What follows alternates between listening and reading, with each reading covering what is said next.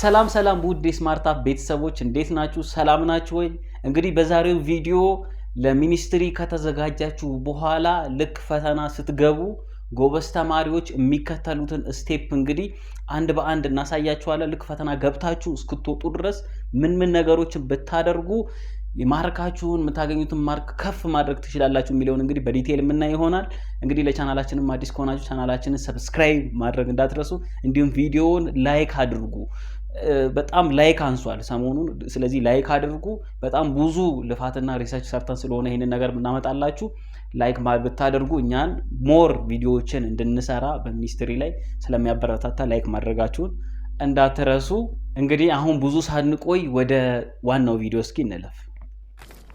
እንግዲህ የአብዛኛው ተማሪ በጣም የማያውቀውና በጣም ብዙ ችግር የሆነበት ነገር ፈተና ከገባ በኋላ የሚከተለውን ስቴፕ አያውቅም።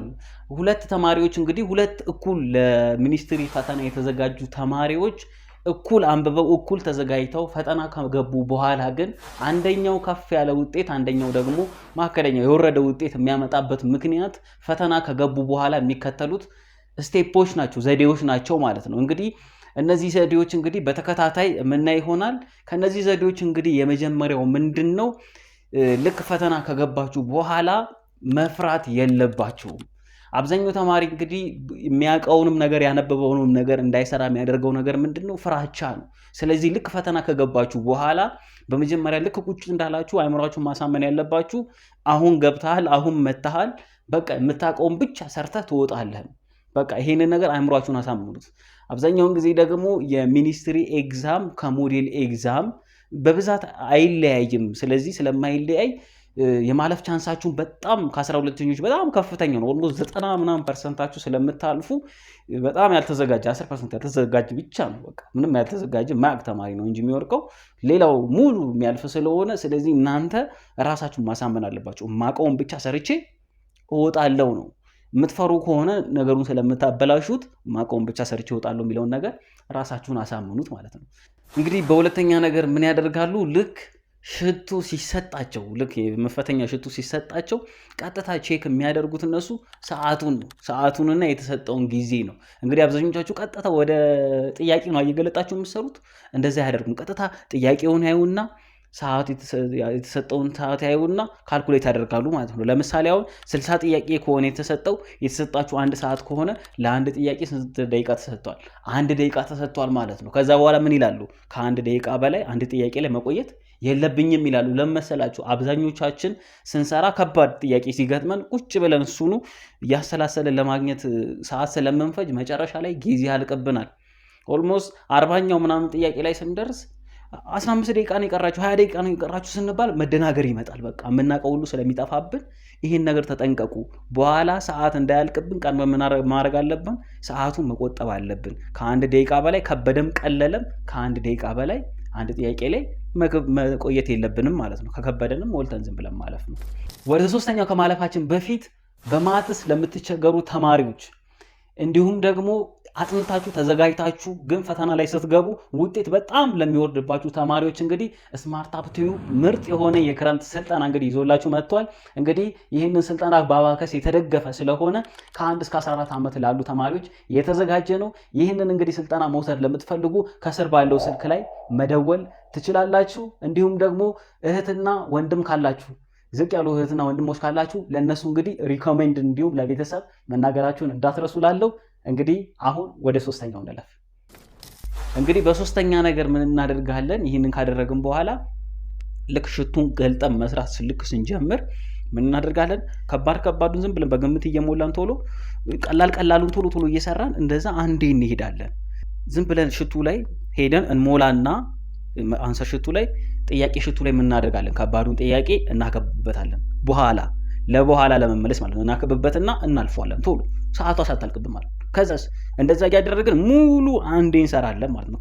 ከዛ ምን እናደርጋለን? መጨረሻ ላይ ብዙ ጊዜ ስለሚተርፈን እንመለስና ተመልሰን ልክ 30 ወይ 1 ሰዓት ምናምን ወይንም 40 ደቂቃ ሲተርፈን ተመልሰን ምን እናደርጋለን? ሙሉ ቼክ እናደርጋለን ማለት ነው። ከዛ ከባዱን ጥያቄ ቼክ እያደረግን እየመጣን የዛኔ እንደፈለገን መስራት እንችላለን ማለት ነው። ይህንን ማድረጋችን እንግዲህ ሁለት ጥቅም አለው። የመጀመሪያው ነገር ጊዜ ይተርፍልናል።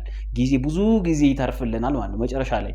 ከእንደገናም ደግሞ የምናገኘው ማርክ ስላለ ለምሳሌ ከ60ው ጥያቄ 60ውን ገና ሽቱ ላይ ሞልተን ስናየው መረጋጋት እንጀምራለን። በቃ የማቀውን ሰርቻለሁ፣ የማገኘውን ማርክ አሁን አገኛለሁ። ቀጥሎ ያለው ምንድነው? የማላቃቸው እንትሮች መሟሟት ነው ማለት ነው። የማላቃቸውን ጥያቄዎች ለመስራት በቃ እተጋለሁ ነው። ከዛ በኋላ አይምሯችሁ የሚያገኘውን ማርክ ስላገኘ ስለሚረጋጋ ቶሎ ብለን ምን እናደርጋለን? ከዛ በኋላ ከባዶቹን ለመስራት ነው የምንሄደው ማለት ነው። ኦልሬዲ የምናገኘው ማርክ ስላለ ኮንፊደንስ ይሰማናል። ከዛ ደግሞ ተመልሰን ከባዱ ጥያቄ ላይ ስንሄድ ማለት ነው መጀመሪያ የከበደን ጥያቄ ተመልሰን ስናየው በጣም ቀላል ነው። በጣም ነው የሚገርማችሁ። እስቲ ሞክሩት። የምሬን ነው የምላችሁ። እኔም በጣም ብዙ ጊዜ እስከ ከኢንተራንስም አልፎ ዩኒቨርሲቲ በጣም ትላልቅ ድርጅቶች ላይ ኢቨን ፈተና ላይ ይሄንን ዘዴ እኔ ራሱ አፕላይ አድርጌዋለሁ። በጣም የከበደን ጥያቄ ተመልሼ ሳየው በጣም ቀላል። ስለዚህ ይሄ በጣም ወሳኝ ነገር ነው። ስለዚህ ቀርመን ምንድን እናደርጋለን? ቀላሉን እንሰራና ከባዱን እየሞላን ሽቱ ላይ እየገመትን እየሞላን መተን ግን እዚህ ላይ እያከበብን እንሄዳለን ማለት ነው። ከዛ መጨረሻ ላይ ተመልሰን መተን ከባዱን በነፃ አይምሮ ከዛ በነፃነት እየፈለጥን እየሰራን ከዛ እያጣፋን ማስተካከል ነው መልሳችን ማለት ነው። ስለዚህ በእንደዚህ አይነት መንገድ ነው እንግዲህ። በአራተኛ ነገር ምን እናደርጋለን ደግሞ እንግሊዘኛና አማርኛ ላይ ምን እናደርጋለን?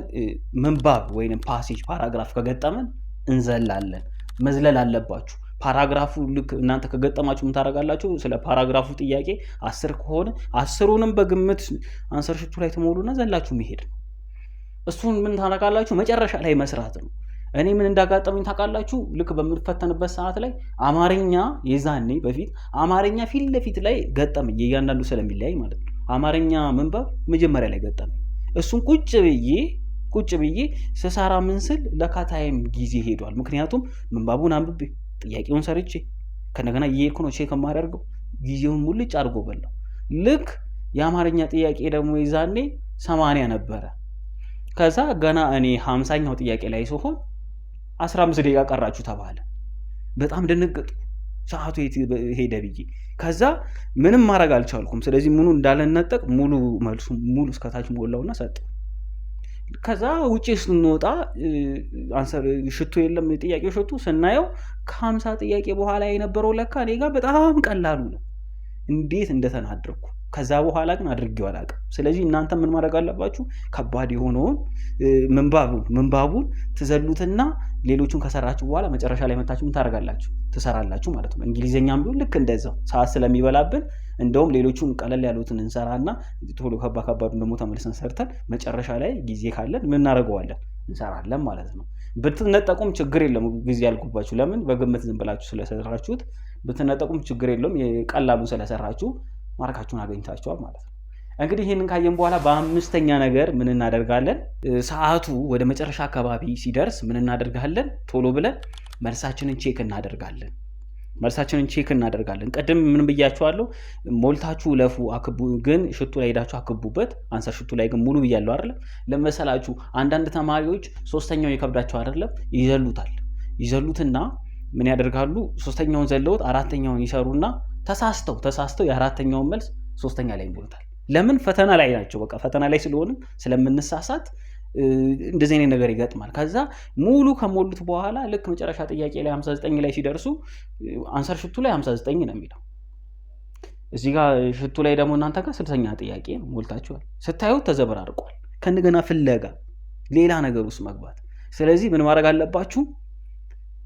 ዝም ብላችሁ ትሞሉትና አክብባችሁበት ታልፋላችሁ። ለምን? በኋላ ላይ ስትመጣችሁ ስትገልጡ ከተከበበበት ከባዱ ጥያቄ ነው ማለት ነው። ስለዚህ እሷ ጋር ታስተካክሉና ሄዳችሁ አጥፍታችሁ ትሞላላችሁ ማለት ነው። ስለዚህ በእንደዚህ አይነት ነገር ተጠንቀቁ። ፕላስም መጨረሻ ላይ ስም ምናምን ቼክ አድርጉ። ልክ 10 ደቂቃ ምናምን እንደቀረ ስማችሁንም ኮዳችሁንም ቼክ አድርጉ። ምክንያቱም ቼክ አድርጉ። ስህተት አለ፣ ሁሌ በጣም ብዙ ስህተት አለ።